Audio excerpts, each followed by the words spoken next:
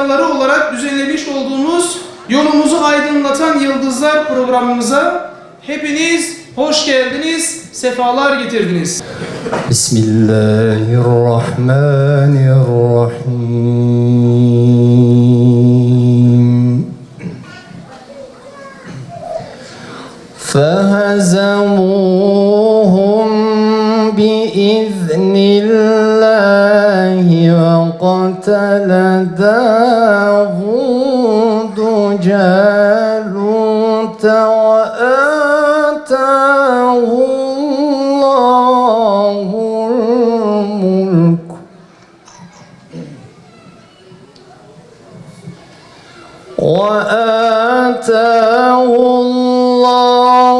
الْمُلْكَ وَالْحِكْمَةَ وَعَلَّمَهُ مِمَّا يَشَاءُ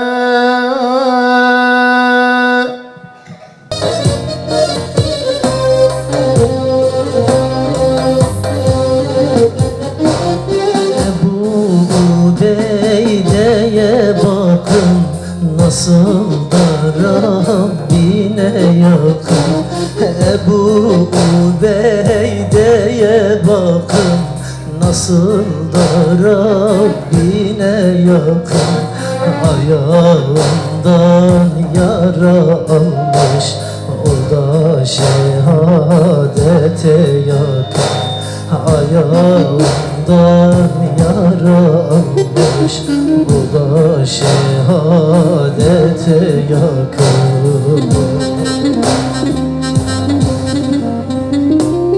Can vermişler birer birer Uhud'un topraklarında.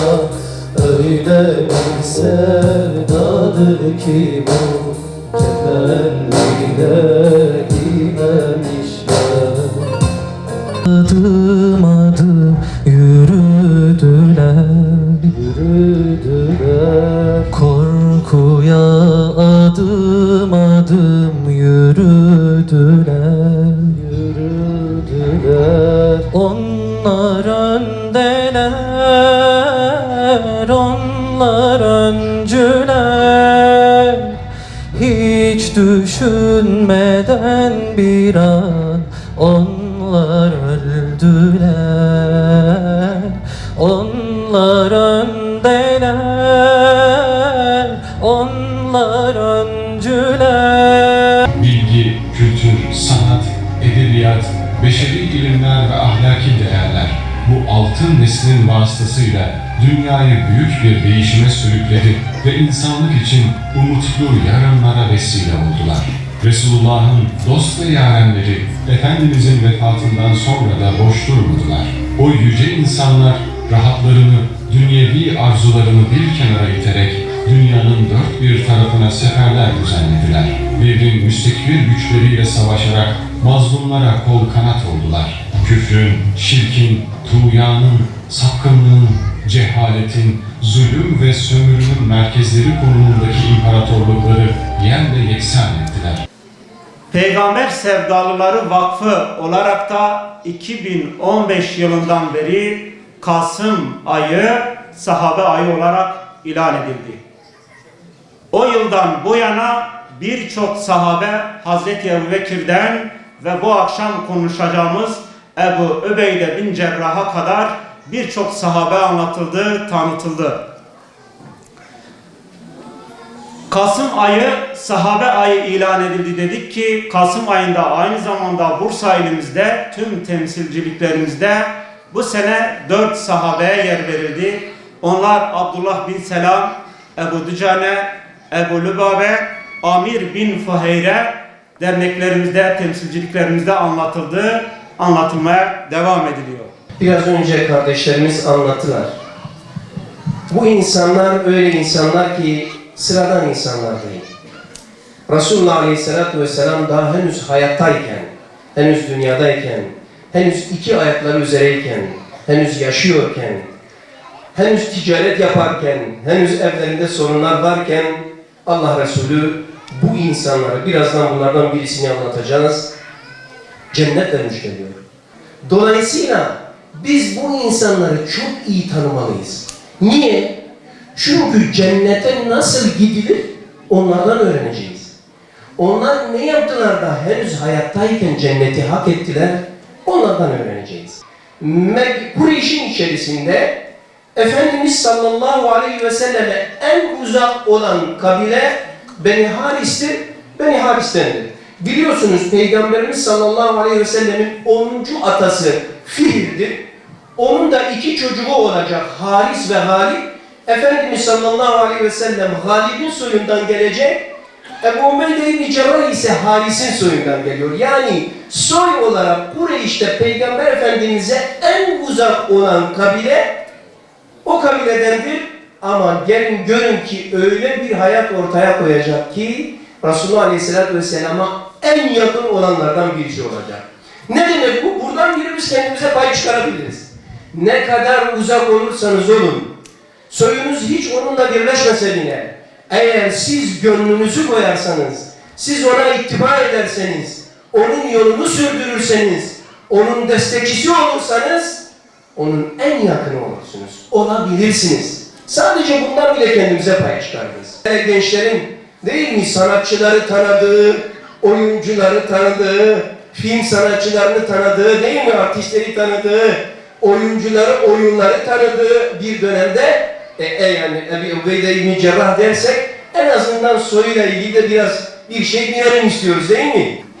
Eğer siz devri değiştireceksiniz, devri değiştirmeye adaysanız, insanları İslam'a davet edecekseniz önce donanımlı olacaksınız.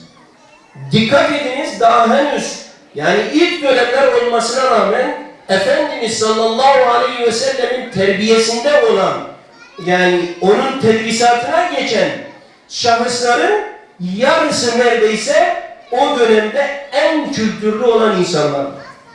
Bakınız, en kültürlü olanlar. Özellikle gençlere seslenmek istiyorum. Eğer siz insanların içerisinde öncü olacaksanız, sabikun olacaksanız, insanları ardınızdan sürükleyecekseniz önce donanımlı olacaksınız. Donanımınız olmalı. Oturduğunuz yerde kendinizi dinletecek bilgi birikiminiz olmalı. Eğer hiç kitap okumazsanız, eğer gündemden haberdar değilseniz, eğer sosyal sorunlarla ilgili bir projeniz yoksa siz toplumu nasıl peşinizden sürükleyeceksiniz? Siz toplumu nasıl yönlendireceksiniz? Öyleyse ilk yapacağımız şey donanımlı olmak. Bir yere gideceksiniz, bakınız o konuyla ilgili 3 tane kitap okuyunuz. 3 tane kitap okuyunuz. Kendinize program yapınız, yıllık kitap okuma programınız olsun. Donanımlı olunuz yani. Ebu Ubeyde İbni Cerrah'tan ilk öğreneceğimiz şey donanımlı olmaktır değerli kardeşler. Pakistan'a gidecekler, Ebu Ubeyde İbni Cerrah da onlardan bir tanesidir. Her şeyi geride bırakacak. Malını, mülkünü, arkadaşlarını, dostlarını, rahatını, her şeyi. Ama en önemlisi Resulullah Aleyhisselatü Vesselam'ı bırakacak. Peki ben size burada bir soru sorayım. Duysaydınız mesela bir dağına mescidi koyacaksınız. Hemen sonrasında ne yapıyor Resulullah Aleyhisselatü Vesselam? Muahat dediğimiz kardeşlik müessesesini kuruyor. Sen şunla geliyor musun? Ayaklarını uzatmış evde çay içiyor ha. Keyfi yerinde paşa paşa. Ya diyor biz bugün işte falan yere gidecektik, yalan söylüyor. İyi de be adam. Lütfen ilk bir yılda Bedir Savaşı'na kadar olan 12-13 aylık dönemde Ebu Ubeyde İbni Cerrah yaklaşık Peygamberimiz 8 tane seriye gönderecek. İnsanlığa örnek bir nesil var eden Rabbimize hamdolsun. O nesli yetiştiren Peygamber Efendimiz'e salat ve selam olsun. Allah'ım bizleri kutlu davasında Resulün Hazreti Muhammed sallallahu aleyhi ve selleme iman eden, onunla birlikte mücadele eden kullarından eyle. Gömleğine bürünmüş müminler çıkar. Ümmetin emini Ebu Ubeyde gibi emin müminler aramızdan çıkar. Ve bizleri o güzide toplulukla cennette hep güzel sözler söyleyen onlara asla dil uzatmayan, onları incitmeyen kullarından eyle.